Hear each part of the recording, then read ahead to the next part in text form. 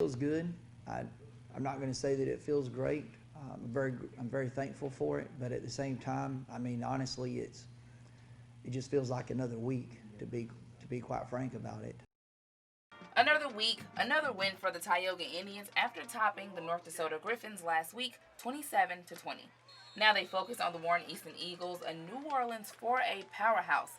Head coach Kevin Cook says they know they're the underdogs going into the matchup, and quite frankly, that's how they like it. We wouldn't have it any other way. It's the way we like it, you know.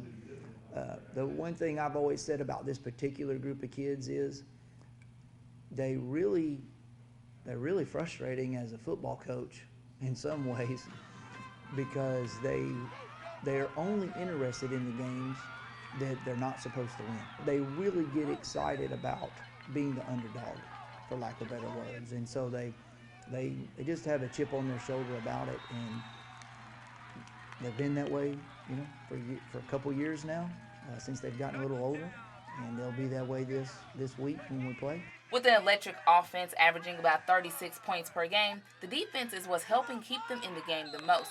2 shutouts on the season and keeping 2 other teams under 2 scores. Cook says if it wasn't for their high level of play, there may have been more than 1 loss on their record.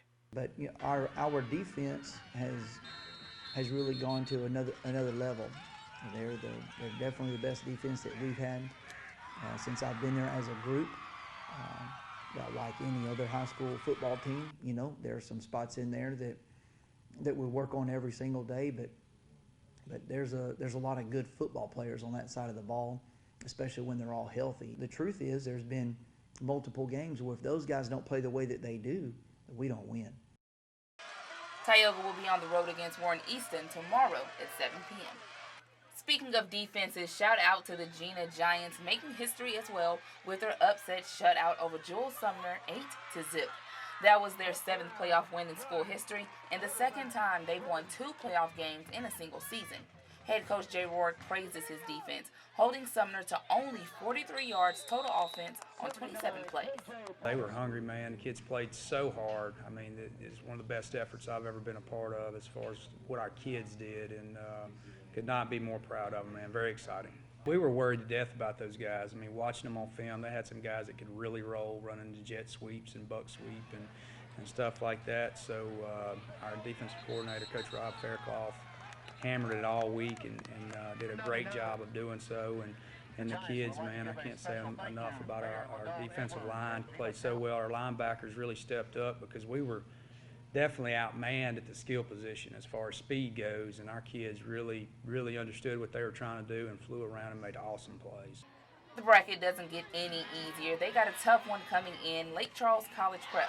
Rourke says on their side of the field, they have to play an outstanding game to pull the win.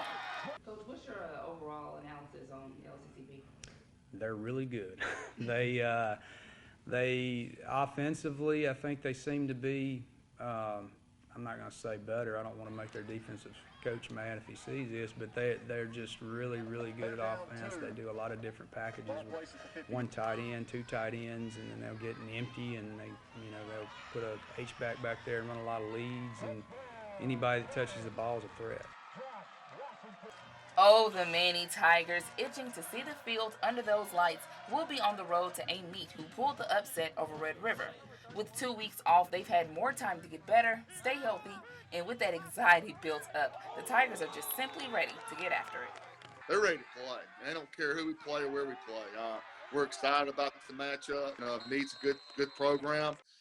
We've both been kind of on the same trajectory last couple of years. It's just we've never it's been crazy. We've both been on different brackets every year.